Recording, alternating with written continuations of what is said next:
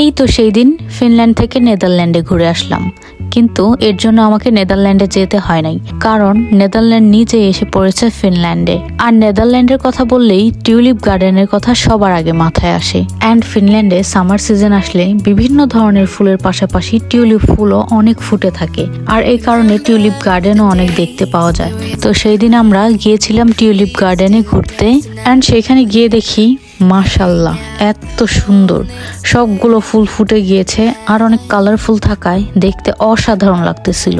সুনাইদা তো দেখার পর এত এক্সাইটেড হয়ে গিয়েছে যে ও প্রতিটা ফুল ধরে ধরে ভালোবাসা বিনিময় করতেছিল।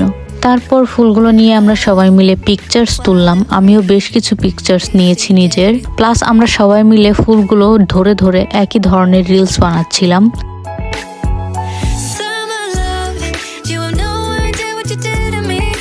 তারপর আমরা চলে গেলাম টিউলিপ গার্ডেন থেকে একটু দূরে একটি লেকের পাড়ে। আর কি বলবো, সেই লেকটিও ছিল অসম্ভব সুন্দর, পাশাপাশি পড়ন্ত বিকেল, সূর্যটাও একদম গোল্ডেন কালার ছিল।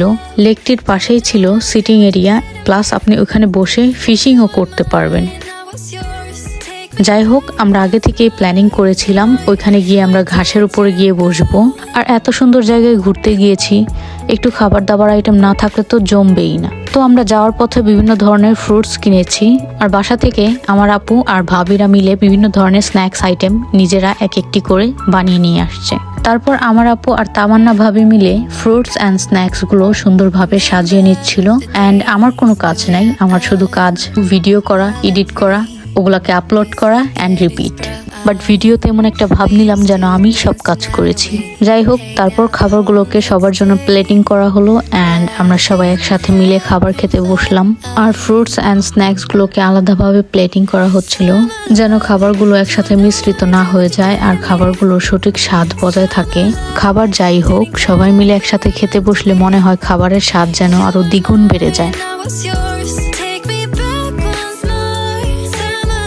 আর যেই দিনই আমরা বাইরে কোথাও ঘুরতে যাই, আমাদের সাথে চা তো থাকবেই, কারণ আমরা সবাই হচ্ছে চাখোর। আর বাই চান্স ভুল করেও যদি কোনোদিন চা বাহিরে না নিয়ে যাই, সেই দিন চা মিস করতে করতেই আমাদের ঘোরাঘুরি নষ্ট হয়ে যায়। যাই হোক, চা খেতে খেতে ওয়েদারটা এনজয় করতেছিলাম, পাশাপাশি লেকের পার, এত সুন্দর ওয়েদার, হালকা মৃদু বাতাস, সবকিছু মিলিয়ে কি বলবো, অনেক ভালো লাগতেছিল।